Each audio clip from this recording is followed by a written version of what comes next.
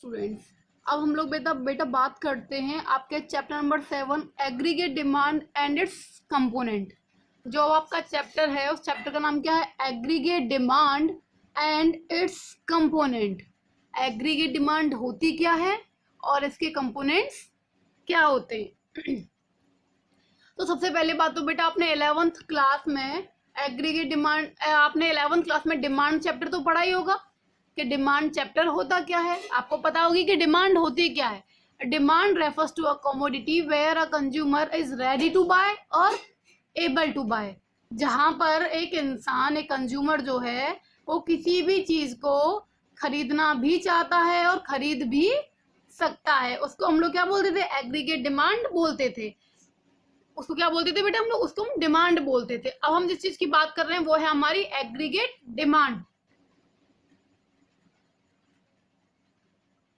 Aggregate demand, aggregate demand all goods and services which all goods and services which all the sectors of an economy are planning to buy at a given income during a period of accounting year। Aggregate demand बेटा हम उस demand को बोलते हैं जहां पर सारे के सारे कंज्यूमर, मतलब जितने भी कंज्यूमर हैं वो सारे के सारे किसी भी कमोडिटी को परचेज करने के लिए क्या कर रहे हैं? प्लानिंग कर रहे हैं। मतलब क्या है? वो खरीदना भी चाह रहे हैं और खरीद भी सकते हैं। उसको क्या बोलते हैं बेटा हम लोग? Aggregate demand.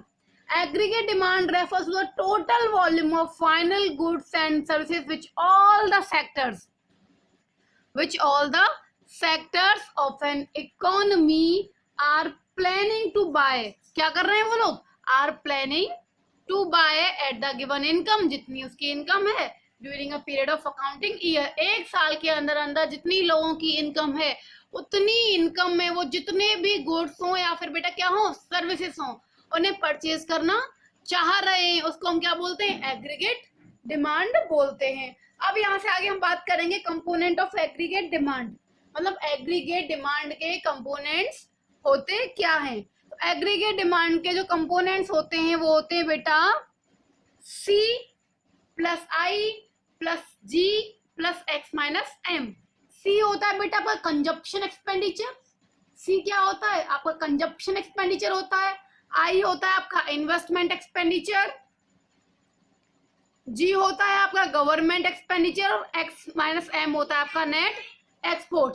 नेट एक्सपोर्ट क्या होता है आपका? Export minus import. अब आप बोलोगे बेटा एक्सपोर्ट और इंपोर्ट क्या होता है? एक्सपोर्ट होता है जब हम कोई भी सामान को या किसी भी गुड्स एंड सर्विस को अपने देश से बाहर किसी अन्य देश में बेचते हैं, वो होता है आपका एक्सपोर्ट। और किसी दूसरे देश से आप किसी भी चीज को परचेज करते हैं तो वो होता है बेटा क्या आपका? इंपोर्ट। यहाँ तक तो क्लियर हो गया होगा। कंजप्शन एक्सपेंडिचर क्या होता है? It is the sum total of expenditure incurred by the house hold on demanding goods and services. Consumption कर रहे हैं बेटा, तो कंजप्शन कौन करते हैं? हम लोग करते हैं। तो हम लोग किस में आते हैं? हाउस होल्ड में। मतलब जितना खर्चा हाउस होल्ड करता है उस सबको आप प्लस कर दोगे तो क्या कहलाएगा वो? Consumption expenditure. It is the sum total of expenditure incurred by the household on demanding goods and services for the consumption during the period of accounting year। अब बात करते हैं बेटा इन्वेस्टमेंट की। अब कंजप्शन हाउस होल्ड कर रहा है तो नॉर्मल सी बात है, इन्वेस्टमेंट कौन करेगा? इन्वेस्टमेंट करता है producer. So it is the sum total of expenditure incurred by the producer on purchasing all type of goods and services which lead to their capital formation। Investment कौन करता है बेटा? आपका प्रोड्यूसर करता है। और प्रोड्यूसर उन्हीं जगह पर इन्वेस्टमेंट करेगा जिससे वो अपनी कैपिटल को क्या कर सके और ज्यादा जनरेट कर सके। अब बात करते हैं बेटा हम लोग गवर्नमेंट एक्सपेंडिचर की। तो गवर्नमेंट एक्सपेंडिचर क्या होता है? नॉर्मल सी बात है बेटा, जब प्राइवेट खर्च कर रहा है, अब इन्वेस्टमेंट प्रोड्यूसर खर्च कर रहा है, हाउस होल्ड खर्च कर रहा है, तो गवर्नमेंट भी तो कुछ ना कुछ खर्चे करती होगी। तो it is the sum total of expenditure incurred by the government in the economy during a period of time. Government में इनकर्ड इन्वेस्टमेंट एक्सपेंडिचर। गवर्नमेंट जो है अगर वो इन्वेस्टमेंट करती है तो वो कहाँ करेगी? कंस्ट्रक्शन, रोड, ब्रिज, हॉस्पिटल्स बनाएगी, स्कूल्स बनाएगी, इन जगहों पर कंस्ट्रक्शन करेगी। और कंजप्शन कहाँ करेगी बेटा? कंजप्शन करेगी आपके कपड़ों पर, खाने पर या सब्सिडीज वगैरह जो आपको अवेलेबल कराएगी, ये क्या करेगी, वहां पर आपका खर्चा करेगी। लास्ट वन है बेटा एक्सपोर्ट माइनस इंपोर्ट, मतलब क्या, नेट एक्सपोर्ट होता है, it is the last component of AD and it is the net value of goods and services demanding from rest of the world during a given period of time. मतलब जितना आपने विदेशों में भेजा है और जितना विदेशों ने आपके यहाँ पर भेजा है, उस सब का जो नेट होगा, नेट वैल्यू जो होगी वो क्या कहलाएगी बेटा, आपकी नेट एक्सपोर्ट कहलाएगी। क्या कहलाएगी वो आपकी, वो कहलाएगी आपकी नेट एक्सपोर्ट। यहाँ तक क्लियर हो गया। अब बेटा हम बात करते हैं एग्रीगेट डिमांड के शेड्यूल की और कर्व की, कि डिमांड शेड्यूल कैसा होता है और उसका कर्व कैसा होता है। बात करते हैं बेटा हम लोग एग्रीगेट शेड्यूल की, एग्रीगेट डिमांड के शेड्यूल की बात करते हैं। तो बेटा हमने यहाँ पर क्या लिया, इनकम ले ली है। इनकम क्या सेम रेट से बढ़ रही है, पहले 0 हुई है, फिर हमारी 100 हो गई है, फिर 200 हो गई है, 300 हो गई है, 400 हो गई है, 500 हो गई है और 600 हो गई है। इन्वेस्टमेंट तो बेटा हम लोग एक ही बार करते हैं कि नॉर्मल सी बात है। हम लोगों ने क्या किया है, एक मशीन खरीद ली, एक मशीन खरीदने के बाद में क्या बेटा अगले हम 2-3 साल तक क्या हो गए, कंप्लीटली फ्री हो गए। नॉर्मल सी बात होती है बेटे। तो हम लोग के घरों में भी देखा जाता है कि अगर हम लोग एक प्लॉट एक बार में खरीद लेते हैं तो अगले 4-5 साल तक हम दूसरी कोई भी बड़ा इन्वेस्टमेंट नहीं करते हैं। बट क्या है, कंजप्शन तो हमारे रेगुलर बेसिस पर होता रहता है। अब बात करते हैं बेटा हम लोग अपने कंजप्शन की। यहाँ पर देखो, जब हम लोग कुछ भी नहीं कमा रहे हैं ना, जब हमारी इनकम क्या है, कंप्लीटली 0 है, हमारी इनकम क्या है, कंप्लीटली 0 है, हमारी इनकम क्या है बेटा, बिल्कुल 0 दे रखी है, हम कुछ भी नहीं कमा रहे हैं। तो नॉर्मल सी बात है ना बेटा, जब हम कुछ भी नहीं कमाते हैं ना, और कुछ ना कुछ तो खाएंगे ही खाएंगे, क्योंकि जब हम कमाएंगे नहीं तो भूखे मर जाएंगे ना। भूखे तो मर ही नहीं सकते भले हम कमाए नहीं, बट हमारे पास में क्या कुछ ना कुछ खाने के लिए होना चाहिए, पहनने के लिए होना चाहिए और हमारे रहने के लिए घर होना चाहिए। तो हमारी बेसिक नीड होती है।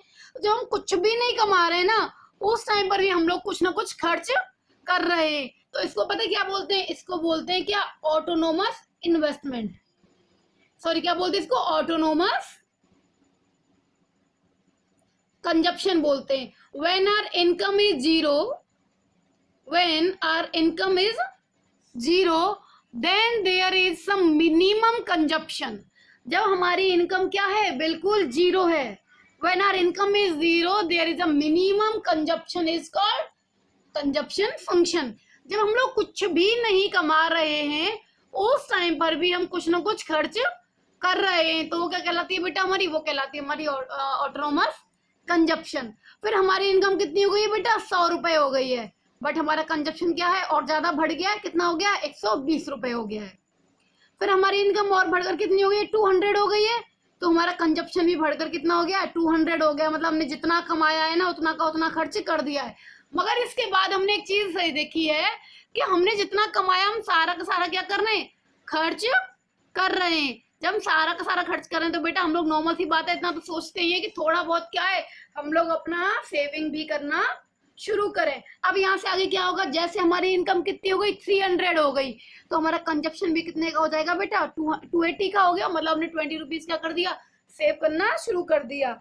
जैसे जैसे हमारी इनकम बढ़ती जाएगी हमारा कंजप्शन क्या होगा बेटा, कम होता जाएगा और हमारी सेविंग क्या है, बढ़ती ही जाएगी।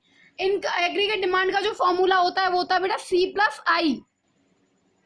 एग्रीगेट डिमांड का फॉर्मूला क्या होता है, C+I। अभी आपने एडी जो पढ़ा था उसके कंपोनेंट पढ़ते C+I+G+X-M पढ़ा था।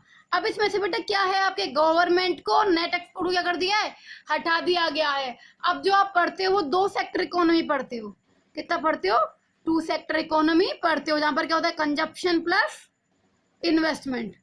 आप जो पढ़ते हो वो क्या पढ़ते हो, 2 सेक्टर इकोनॉमी पढ़ रहे हो जिसमें आपका कंजप्शन और इन्वेस्टमेंट ही होता है। तो एडी का फॉर्मूला क्या होता है, कंजप्शन प्लस इन्वेस्टमेंट। तो कंजप्शन कितना है, 40 है, इन्वेस्टमेंट कितना है, 20 है, 40 में 20 को ऐड कर दो, कितना आ जाएगा बेटा, 60 आ जाएगा। 120 क्या है, कंजप्शन है, 20 क्या है आपका इन्वेस्टमेंट है, दोनों को प्लस कर दो, कितना आ जाएगा, 140 आ जाएगा। यहाँ तक तो क्लियर हो गया होगा बेटा। यहाँ पर क्या है, आपकी इनकम और एडी क्या है, किसी पॉइंट पर बराबर है, 4th वाले पर। यहाँ पर आपकी क्या इनकम और आपका एडी क्या है, दोनों ही के दोनों बराबर है। अब बेटा हम इसके फॉर्मूले की बात करते हैं। देखो इसका जो डायग्राम है वो क्या कहता है बेटा, देखो हमारा जो हमारा इन्वेस्टमेंट था वो कैसा था, सेम था। इन्वेस्टमेंट तो कहीं भी चेंज नहीं हुआ है, इन्वेस्टमेंट में कोई भी अप डाउन वैल्यू नहीं है, तो इन्वेस्टमेंट कैसे रहेगा आपका, parallel to the X axis. ये क्या होती है आपकी एक्स एक्सिस होती है और ये क्या होती है आपकी वाई एक्सिस होती है। तो इन्वेस्टमेंट क्या होगा आपके parallel to the X axis रहेगा। अब आपका कंजप्शन क्या है, कंजप्शन 40 से स्टार्ट है, तो आप यहाँ से क्या कर दोगे 40 से स्टार्ट कर दोगे। फिर क्या है एडी पूछी है उसने, एडी क्या होती है आपकी कंजप्शन को और इन्वेस्टमेंट को प्लस कर दो, क्या निकल आता है आपका एडी निकल आता है। तो अब आप क्या करेंगे एडी को यहाँ से स्टार्ट कर देंगे, ये क्या होगा आपका एडी हो गया। यहाँ तक कोई दिक्कत बेटा, अगर कोई भी क्वेरी हो तो बेटा प्लीज पूछ लिया करिए सब लोग, ठीक है बच्चों। इतना अभी आप पढ़िए, आगे की चीजें हम लोग आगे वाली वीडियो में डिस्कस करेंगे।